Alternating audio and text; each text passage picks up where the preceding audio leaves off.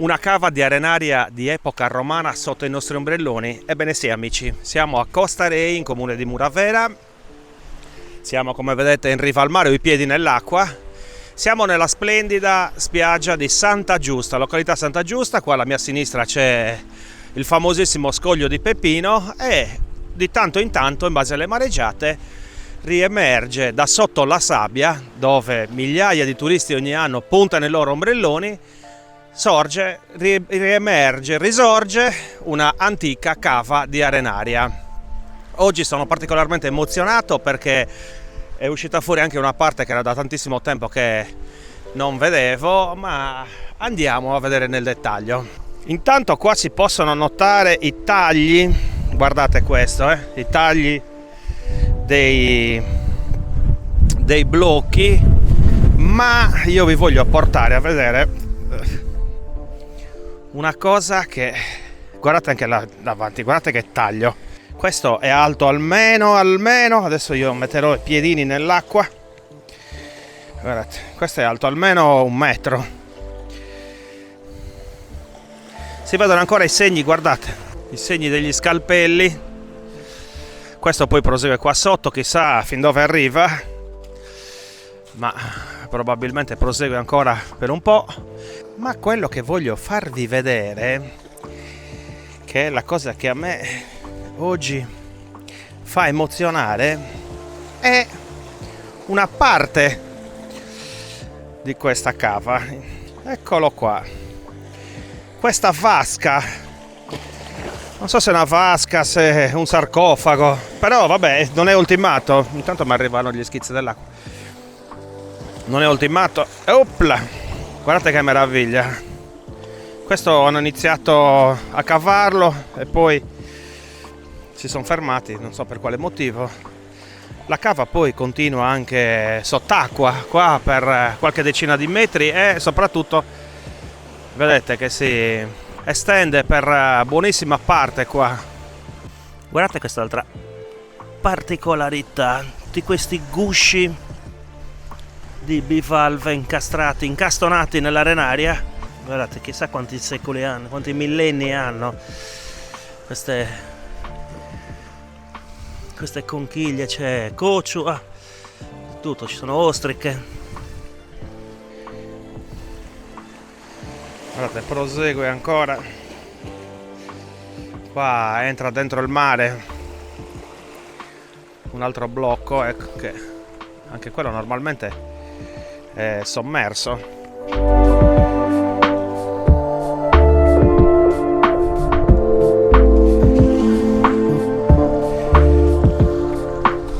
Un'altra caratteristica curiosa sono questi fori, non so se sono questi fori, guardate, ce ne sono diversi anche di questi, sono perfettamente tondi. Non so se tipo magari ci hanno piantato l'ombrellone qualche turista moderno, no, ma non credo. Guardate anche questo, sembrano proprio dei calottaggi. Ancora conchiglie di grandissime dimensioni. Guardate questa qua com'è grande. Una curiosità, c'è qua dietro un sito di epoca nuragica, quindi stiamo parlando circa 1000 anni prima che arrivassero i Romani, un nuraga che si chiama Sadome Sorcu, che presenta nel materiale di crollo alcuni blocchi di arenaria, quindi probabilmente questa cava era sfruttata in epoca molto più antica dei Romani. Noi diciamo Romani perché ci sono delle strutture qua vicino che fanno ipotizzare che ci fosse un insediamento romano, tra l'altro anche un porto sempre qua vicino, sempre dietro lì lo scoglio. Ma come ho detto, queste cave, questi blocchi nel materiale di crollo del nuraga di Sadome Sorcu poi ci fanno pensare che anche molto prima sapessero dell'esistenza di questi blocchi enormi di arenaria, quindi di questa cava, e quindi la sfruttassero. Allora, mentre il sole tramonta alle mie spalle, guardate che bello. Prima era un po' più rosso, però prosieguo il giro verso la cava e da lì io vi saluto. Sono molto contento di aver potuto fare questo video oggi, perché quella vasca, diciamo che dal vivo non l'avevo mai vista, quindi per me è stata un'emozione grandissima, nonostante i miei anni vissuti in questa terra.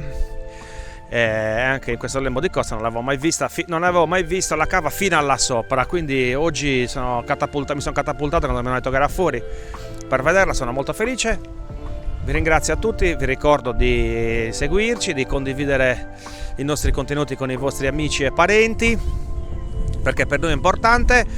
Da Costa Rei, Santa Giusta, Muravera è tutto, allora ci vediamo alla prossima. Ciao, grazie.